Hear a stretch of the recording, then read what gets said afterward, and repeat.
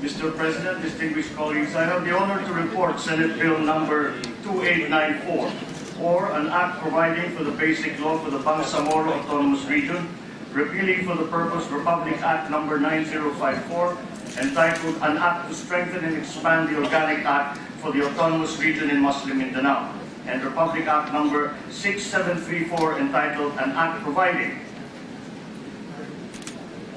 for the Organic Act for the Autonomous Region in Muslim Mindanao, taking into consideration Senate Bill number 2408 and under Committee Report number 200.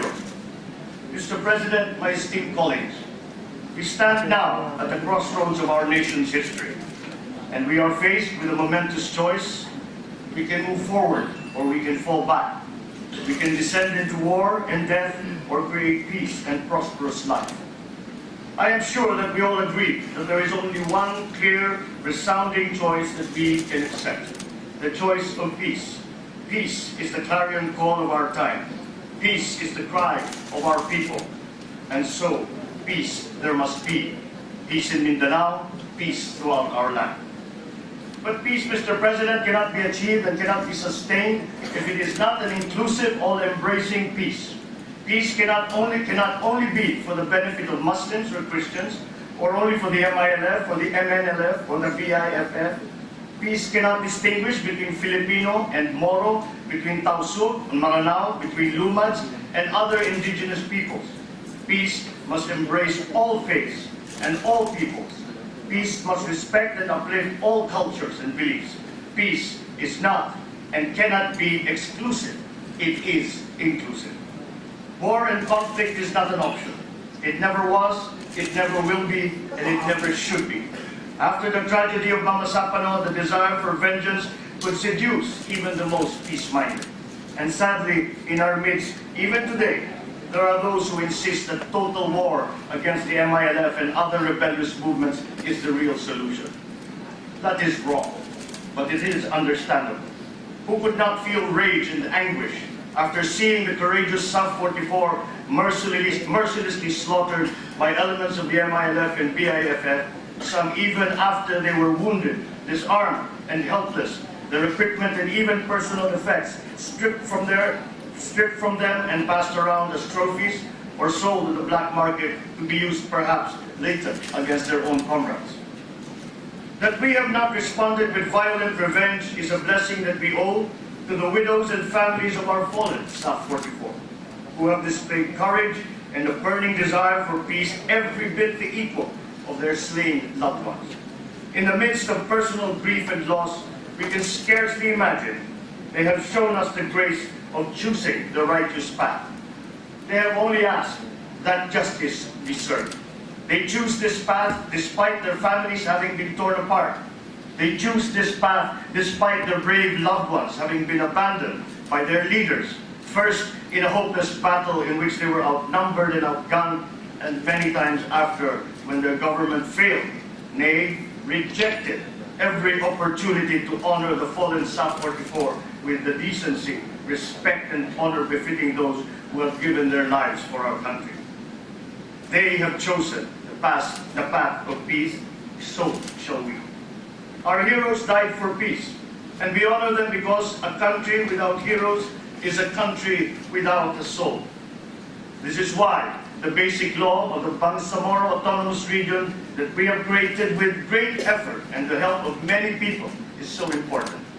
Our heroes are best honored with deeds, not words, and there can be no greater honor than to finish the task for which they gave their lives, because in honoring our heroes, we honor the Philippines and all its diverse people. We should not and we cannot fail them, Mr. President. I accepted the challenge and made a commitment to correct the many flaws of the original Bangsamoro Basic Law because I believe in peace. I recognize, as our people do, that this law is necessary to achieve that peace. But it can only meet that sacred goal if it is a law that is constitutional, a law that is all-embracing, inclusive of all those who have been tragically affected by the conflict as well as every Filipino, a law that honors our heroes and what they fought and died for. And so we proceeded carefully, with respect for the future we are all trying to create for our country. We proceeded by being inclusive and inviting the consultation of every affected stakeholder. We proceeded according to the laws of the land and the desire of every Filipino for peace. We proceeded in this careful, thoughtful way because, unfortunately, Mr. President, our leadership did not. From the very beginning, the Bangsamoro Basic Law and the comprehensive agreement from which it was derived were not inclusive. From secret meetings in hotel rooms held in faraway places at the sole discretion of the President of the Republic, and disregarded the constitutional authority of this very body in deliberating treaties, to the hasty accession to every demand of the MILF by our negotiating team, to the exclusion of all other stakeholders. The conduct of talks and creation of the Bangsamoro Basic Law in its original version only served to raise fears and suspicions. Many of our people have accused these leaders of selling out and putting the peaceful integrity of our republic at great risk. Some have even gone so far as to characterize the conduct of these leaders as treasonous. Many have openly questioned, as do I, why Malaysia was invited to be the facilitator and moderator in these talks. Malaysia, which stubbornly refuses to recognize our rightful claim to Sabah, Malaysia, which has at least in the recent past given shelter and aid to separatists and terrorists against the Filipino people. Malaysia is not a disinterested party whose only goal is to aid the creation of peace. Malaysia's involvement only raises suspicions about the loyalties of those in the new Bangsamoro region and raises justifiable fears of the balkanization of our land and the irretrievable loss of our rightful territory in Sabah. Obviously, I would not have chosen Malaysia to assist us in this all-important endeavor. I suspect many of you would not have done so either. That, however, cannot be undone now. But what can be undone, and what we have undone, are the unacceptable and harmful conditions and provisions that our President and negotiating team had accepted in their haste to earn accolades for their work. Let me be clear. We strive for peace. We must have peace, and we shall have peace. But we will not have peace at the expense of our sovereignty. We will not have peace by surrendering our land at the behest of the leadership of Malaysia, which, while a respected neighbor and a valuable regional partner in many ways, seeks only to advance its own interests in Mindanao and Sabah at the expense of the people of the Philippines. We cannot have a peace that violates our own supreme law, the Constitution. And we certainly will not have peace if it excludes even one of the many groups which have suffered through the long years of conflict and poverty that it has caused.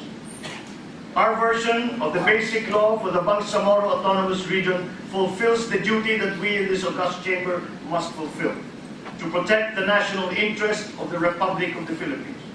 It reserves to the national government those powers enshrined in our Constitution: the responsibility for national defense and internal and external security, foreign affairs, monetary policy, and management of the broader financial system, matters of citizenship and immigration, maintenance of the postal service, trade, customs, and tariffs, other than those responsibilities already granted to the region through RA 9054, and including the protection of intellectual property rights.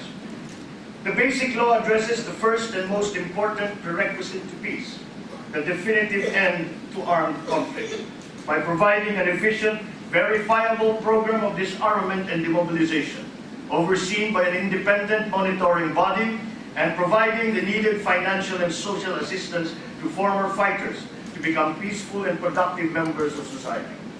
It renounces war as an instrument of policy and instead provides the governing structures and dispute resolution mechanisms needed to create a peaceful society managed through means that are morally and practically superior to armed conflict. It maintains the constitutional responsibility of the national government to maintain peace and order by making the Bangsamoro Police Force an integral part of the PNP, while encouraging and supporting the unique culture and social structure of the Muslim community. It clearly defines the rights of non-Muslim citizens of the Bangsamoro Autonomous Region, the traditional sultanates, tribal communities, and other indigenous peoples, and women, children, and otherwise disadvantaged citizens. Furthermore, while the Basic Law recognizes that changes and amendments may be necessary in the future, it reserves the supremacy of the Republic by making those changes subject to the approval of Congress. Another important way the national interest is defended, however, is by fulfilling, to the extent that our Constitution and national sovereignty can allow, the desires of the Bangsamoro people for meaningful autonomy. The people of the Bangsamoro Autonomous Region wish for the right of self-determination over their internal affairs. This law provides that right by establishing the local legislature, by granting authority to form necessary offices and agencies and departments, and most especially by providing the framework by which our Muslim fellow citizens in the Bangsamoro Autonomous Region can adhere to the unique principles of their faith by following Sharia law, managing Hajj and Umrah affairs for citizens from the Bangsamoro Autonomous Region, and establishing a system of Islamic finance, amongst others. These rights and privileges are equitably extended to non-Muslims and tribal people as well, with provisions made for the fair representation of the sultanates and their tribal organizations in the parliamentary and other policy-making bodies. Likewise, inclusiveness of the Bangsamoro Autonomous Region and people within the Greater Republic is guaranteed by provisions for representation in the legislature, in the judiciary, and the administrative bodies of the national government.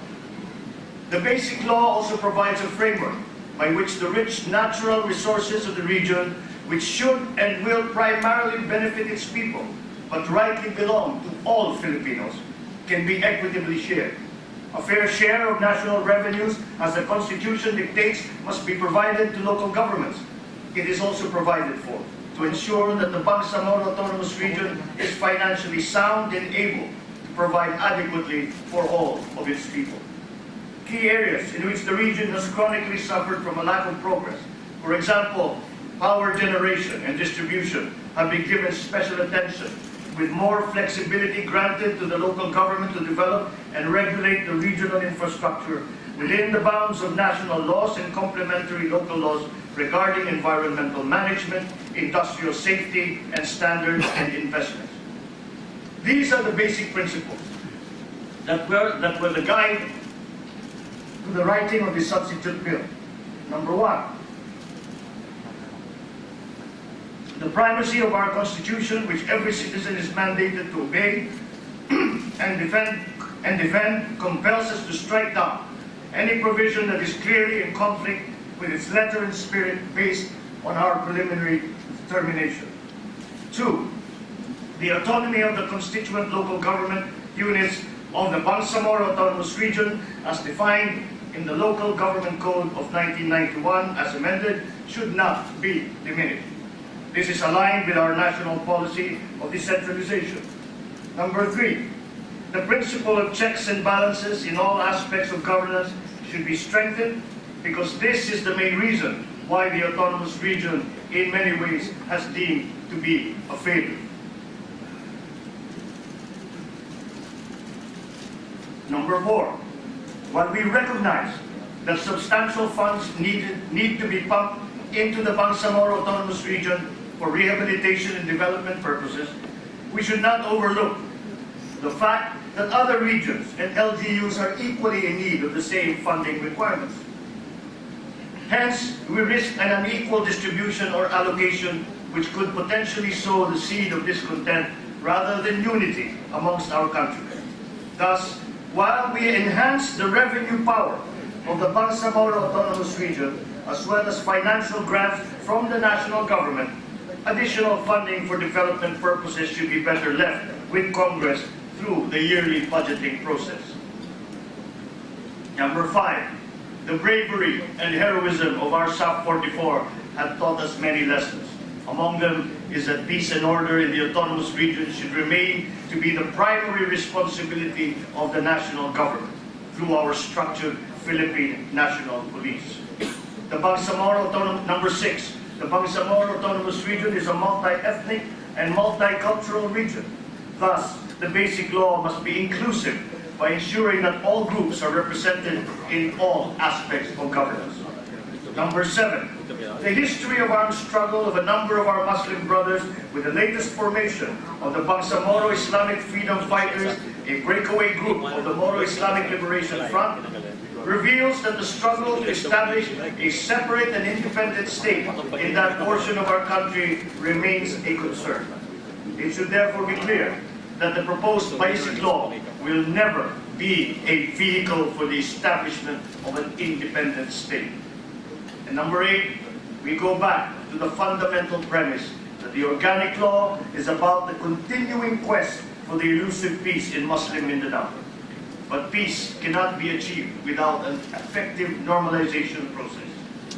This representation fully adheres to the view that peace and development are as much primary objectives of the basic law as the enhanced autonomy for Muslim Mindanao that we are now granting to our brothers and sisters in the autonomous region. And in order to elevate these objectives as paramount societal ideas and safeguards their immediate attainment, this committee has found the need to incorporate explicit provisions in the substitute bill, otherwise lacking in the original draft. Adoption by incorporation in the law is to imbue them decisively with the force and character of a legal mandate for the Bangsamoro regional government to accomplish in partnership with the national government. This policy of normalization is hereby emphasized in the substitute bill as both a corollary and integral obligation alongside this grant of enhanced autonomy to the erstwhile ARMM. It shall necessarily embrace the United Nations principles of DDR, or disarmament, demobilization, and reintegration, so as to attune and peg the milestones of the normalization efforts to internationally acceptable standards of peacekeeping and post-conflict recovery, which have been developed by the UN through the years of effective remedial intervention in conflict all around the world. Decommissioning of forces, as we call it in the substitute bill, both of combatants and civilians, shall be an integral component of our normalization policy, and as a crucial first step to disarm, literally and figuratively, a portion of our people so used or so steeped in a culture of arms bearing, fighting, and killing. This is a time to restore mutual trust and confidence, otherwise lost or besmirched because of unwanted incidents in the past, but which we have all vowed to not allow us to relapse. This is a time, it is a chance to start over again. Hence, this is a time for our brothers and sisters to lay down our arms and replace them with plows, tools of trade, books, computers, and other wholesome and more potent materials of creation and not of destruction, and other building blocks of social development and progress. Mr. President, distinguished colleagues, autonomy is a continuous process. Definition 2. Our definition 2 of autonomy to our local government units under our Local Government Code of 1991 is continually evolving. Our proposed redefinition of autonomy of the autonomous region of Muslim Mindanao will certainly be revisited and again be redefined in the future, not on the strength of armed struggle, but in the pursuit of good governance for our people. We strive for peace, and I believe this improved version of the basic law for the Bangsamoro Autonomous Region provides the conditions by which peace can finally be achieved. It does so not just by delineating national and regional authority and providing effective mechanisms by which the region can be quickly demilitarized, but by focusing with great care on the root causes of the conflict, which has persisted for far too long and has brought nothing but misery and poverty to the people in this rich, underappreciated part of Mindanao. For too long, Mindanao has been somewhat dubiously referred to as the land of promise. Aspirants to national offices recognizing that in order to win elections on a national scale, they must win in Mindanao. They have promised the sun, the moon, and the stars to its people. Sometimes those promises are accompanied by short-term largesse, doles of food, minor development projects, medical and social assistance. But these little benefits have never benefited all Mindanaoans equitably, and they do not last. When the votes are counted and the campaign banners come down, the region is forgotten again. It's people left to their despair, which leads to hopeless violence and provides fertile ground for those who seek their own gain at the expense of not just the people of Mindanao, but of the entire Philippines. By creating the conditions for lasting peace and prosperity in the Bangsamoro Autonomous Region, I firmly believe that we are creating the conditions for lasting peace and prosperity for all Filipinos. And it is in that spirit I have introduced the basic law for the Bangsamoro Autonomous Region for your learned deliberation. As the familiar saying goes, a rising tide lifts all boats. Our southern lands are rich in natural resources, rich in agricultural potential, and rich in the cultural and industriousness of its people. Some of our country's most beautiful natural features are located there, but for far too long, the beauty of that land, its wildlife, its people, have been isolated from the rest of the country and the rest of the world by a bitter and futile conflict. By striving for a just peace, one that is inclusive and all-embracing, we strengthen ourselves and the entire nation. We become richer materially and richer in spirit by respecting the differences in the many cultures found among the Filipino people, while welcoming those people to share in our collective work and rewards as brethren and partners. By striving for a just peace that spreads from Mindanao throughout the entire country, we create a bright beacon of hope and prosperity for our kindred in Sabah, and bring a future in which our nation can be once again made whole and united just that much nearer. Peace is the first step on an endless golden road to the future. Peace leads to order, which leads to progress, which leads to prosperity and dignity for all. Peace is in the soul of our nation. It is what our heroes, the brave Sub-44, and so many before them fought and gave their last breath to achieve. We must not fail them. We must not fail those they left behind. We must not fail ourselves. We must have peace, and we shall, through the basic law that we begin deliberating today. We stand now at a crossroads. Let us choose the right path, the only path, the path of peace. May God bless our work, and may God bless the Philippines. Mr. President, distinguished colleagues, the Committees on Local Government, Peace, Unification and Reconciliation, and Constitutional Amendments and Revision of Codes are presenting to you Senate Bill number 2894 under Committee Report number 200 for the consideration of the Senate. Thank you, Mr. President. Thank you, Senator